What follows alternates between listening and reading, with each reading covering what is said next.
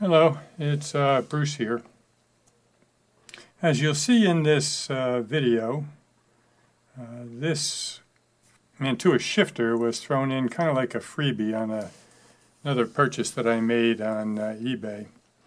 And the question really comes down to, at what point is something so far gone that you just use it for parts rather than try to reconstruct it? I could see that the locomotive's boiler casting and cab casting were in bad shape and broken, and that the tender was really in a sorry state of repair. But I thought I might be able to salvage the chassis and drive chain, and then I found out that that was all totally locked up. And you'll see what I think about it as the video progresses. So yeah, the question becomes, when do you give up on something and just use it for parts? And when do you try to resurrect it from the garbage heap? Stay tuned. But for the moment, I want to look at the freebie that the seller threw in, which is the little Mantua shifter, the 040 shifter, again from the die cast era, and basically I guess to entice people to buy the little booster engine, they threw this in, or they just wanted to get it out of their house. But it's in very rough shape. The only thing I've done so far is separated the tender from the locomotive. It did have the drawbar, which is always a good thing to have, so I've taken that off.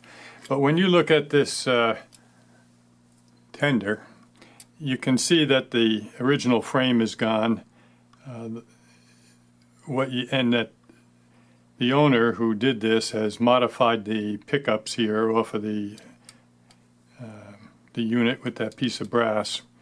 And if you look at the lower edge of this tender, you can see it's all broken.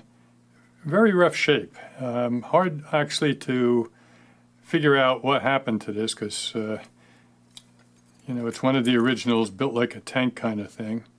So yeah, other than the drawbar, probably the only thing I'll be saving here are the trucks, and the rest of it will be heading into the garbage.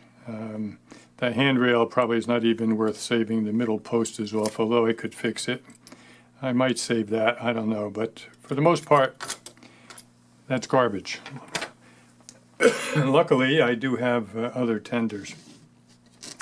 And the locomotive itself must have taken a trip to the floor, because if you look at the cab, you'll see basically that the right side of the cab is totally missing. Part of the roof is missing. But if you've ever had one of these die-cast models, you know that the cab was a separate casting, was held on with a screw to the rest of the body, which I have taken out. So you can see that the cab is, basically loose now. To take the cab off, all I have to do is take these handrail that goes into the cab and is bent over at 90 degrees, straighten that, and I can take the cab off. I was thinking of doing that because extra cabs are readily available, but then I noticed that the unit itself, if you look at this walkway, that's cracked there, and same on the other side. So the actual unit itself, other than and the smokestack is broken too. So other than maybe showing up in the background as part of the scenery of a graveyard of locomotives, this also is worthless. The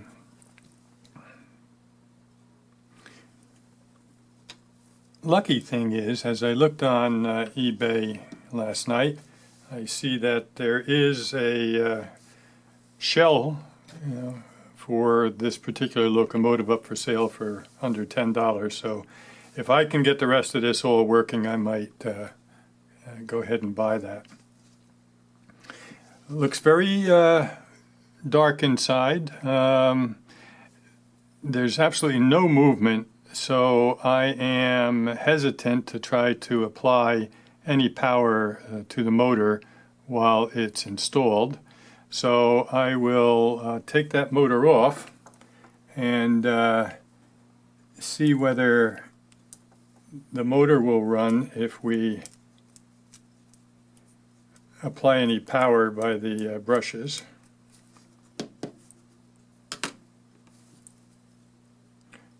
Alright, set that aside. And let's just see if the motor runs. If the motor runs, I'll spend some time working on the side rods and see if I can loosen it up with some alcohol and so forth. If I can get that running, then I'll consider buying that other shell. But let's start with the motor and see whether it will run at all.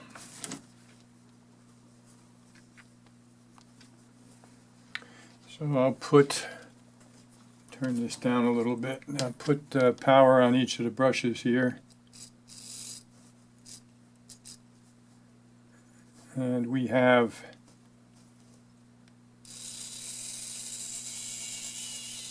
seems to be running fine.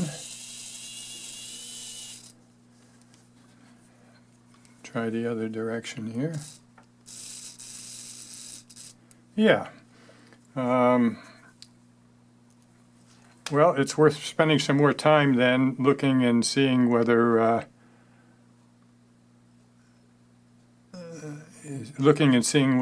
can get the main drive mechanism down there going or not. I'm just looking at the commutator. I'll probably take those brushes out, clean everything up good, and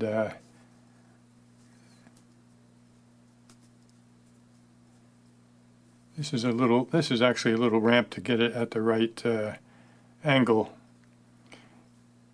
Yeah, I think we'll take a look at whether we can get this freed up a little bit, because now that that motor's out, you can see, and I'm pushing as much pressure as I dare put on that. That's not moving. So it's a combination of gunk in different places. I have a little bit of alcohol here, and I guess I'm on a brush and get some down in by the wheels. I can take the bottom plate off, which I will do, but before I do that, I'm just trying to get some alcohol down into where the running gear is and see if that'll loosen it up at all. The paint is flaking off. It would be not a very difficult job to strip this little guy down and repaint it if I can get this mechanism moving. Let's see. Let me take that bottom plate off real quick. And we might have to stop the video while I do a little more loosening up with some alcohol. And put that in the bin.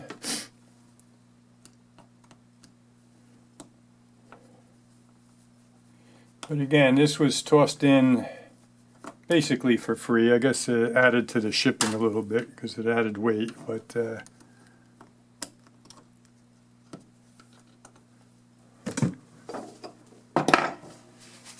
lot of, oh, it's always a danger with these things.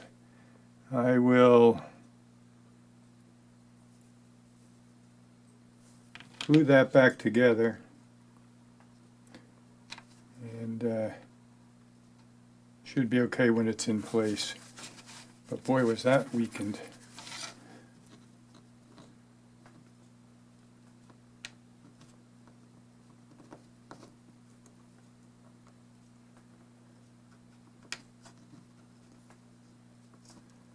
It's actually this rear axle is the one that is seized up.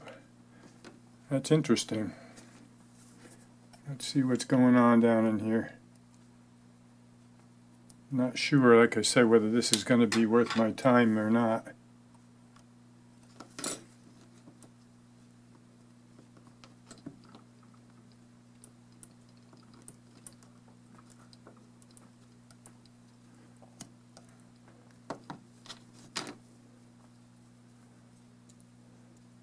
Getting a little movement out of it.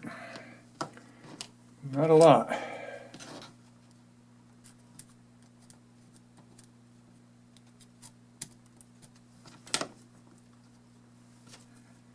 Some more alcohol. See if I can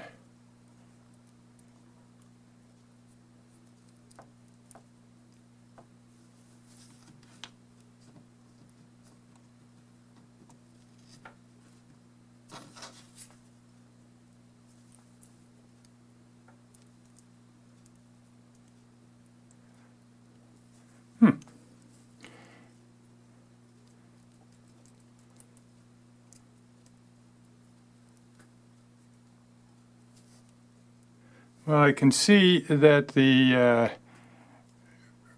rod's going into the valve gear is freed up a little bit, so that's going in and out. So the problem is not up front here. The problem is right here.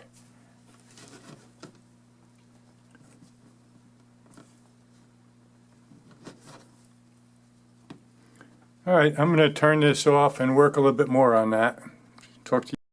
Okay, a little while later, I did manage to get both wheels out of their positions here. Just terribly loaded with gunk. I don't know if you can see that, but the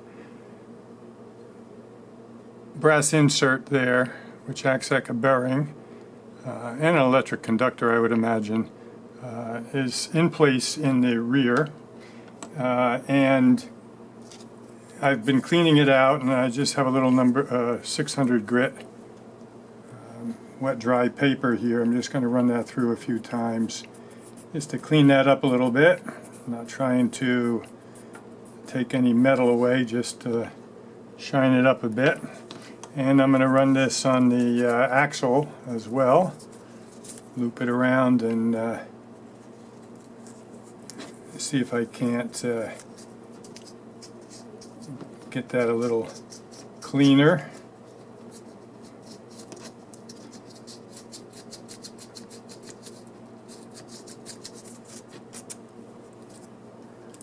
Looking a little better in there. Yeah, who knows how long it's been since anybody paid any attention to this locomotive at all. And certainly has its share of crud, dry grease and oil. Even saw something that looked like rust, so yeah, it just needs, and this needs a little tender, loving care.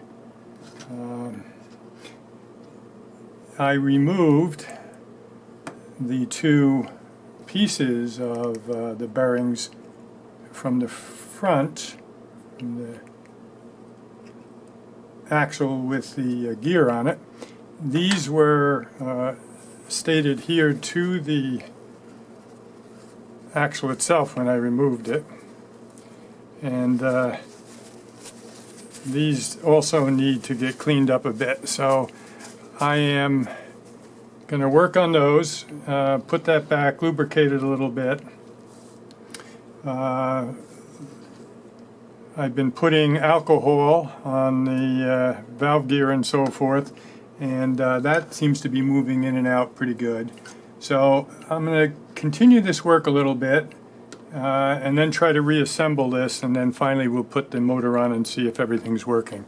So I'll be back again. I've been thinking more about the freebie Mantua shifter that I received when I bought the booster, the Mantua booster 040, that was in working condition. And this was kind of tossed in. And I really would like to try to get the main chassis working properly, and then I could go out and easily find a new shell for it.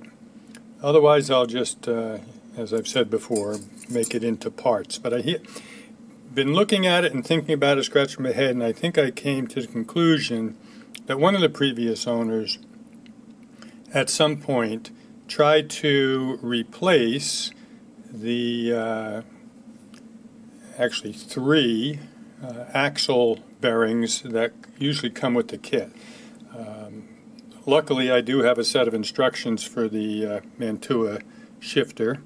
So if you look at this blown apart diagram here, this is a bushing for the rear axle, and it's the full length, and it goes into the slot in the rear slot in the frame.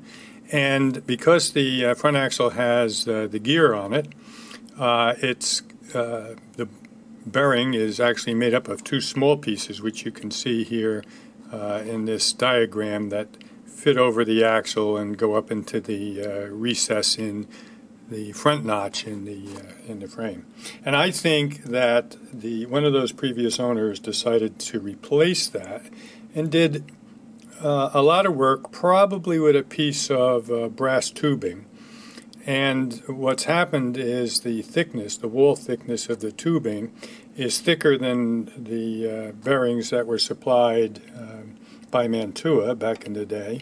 And so they're grabbing hard on the axle and not allowing free movement.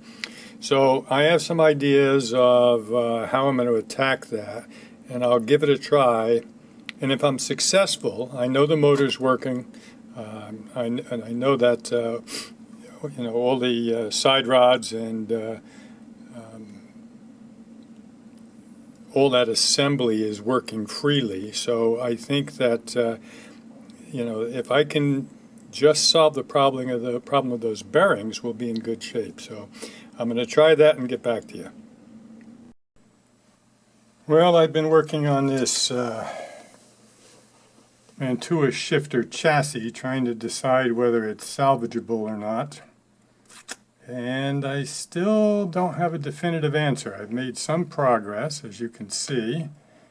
But it's got a lot of resistance in the catches sometimes. So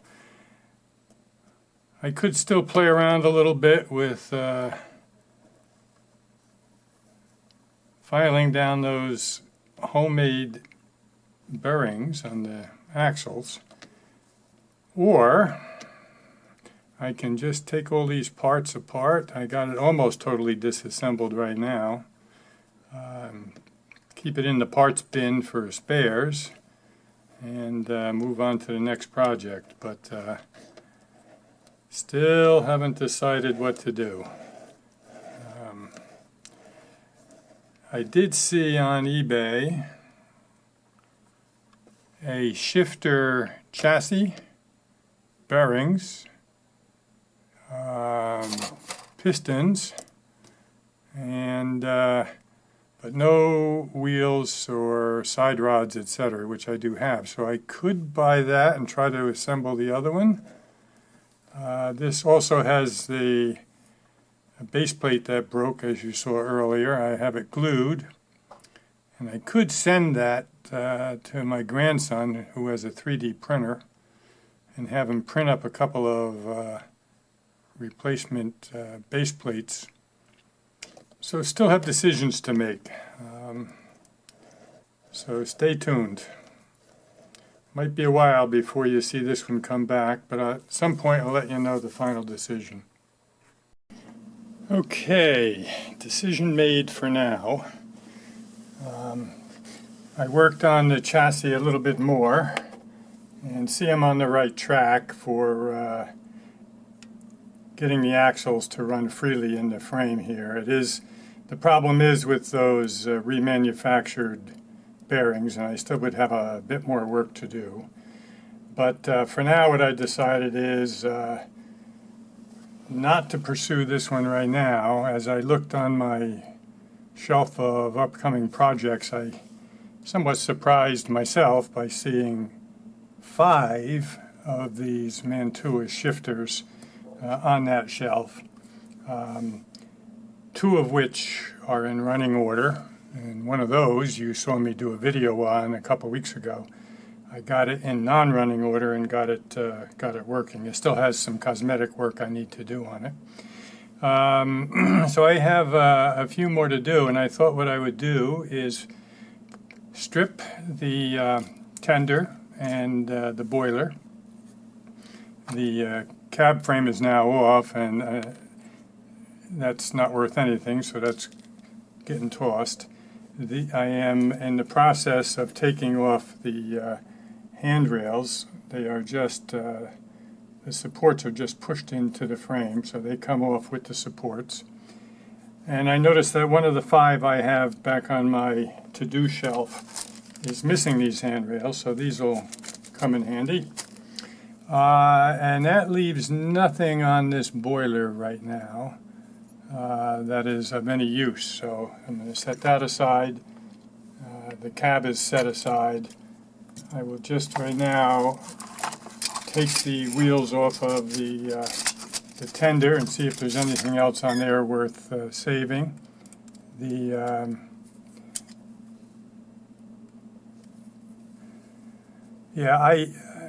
I have a weakness for the old Mantuas, and these shifters, on any time you look at eBay, there's probably a half a dozen of them, plus on other sites that I look at.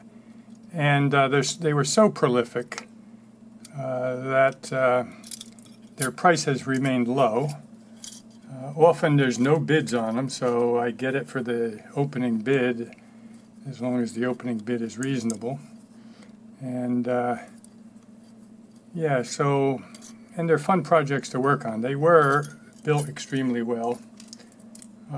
Okay, strip off that piece of brass. There's the trucks. And as I look inside, I don't see anything else in there. Shouldn't say that. What I do see is, it looks like they might have built their own handrails in here. So yeah, I can take that handrail off, and I probably will, and I'll save it. Although on most of the models that I have, the handrails have 2 intermediate supports, not just the one. So, but I'm going to probably save it anyway. Oh, the other thing I found out while I had this here is I've often wondered whether the plastic cab shells fit directly onto one of the die-cast boiler assemblies. And the answer is not directly. It would take some modification. I'm sure it can be made to fit, but at least in the vintage that this one was, and I know there's some variations over the years, it would require either modifying the boiler a bit or cutting some of the plastic off of the cab. So in case you were wondering, now you know. So yeah, this one's going to get put in the parts bin for now. After I work on those others and get them all up and running, if there's still enough parts to be worthy of a rebuild, I'll at least get the chassis going again. So that's it for now on this one. Maybe you will see it again. Its date for the trash bin has been postponed.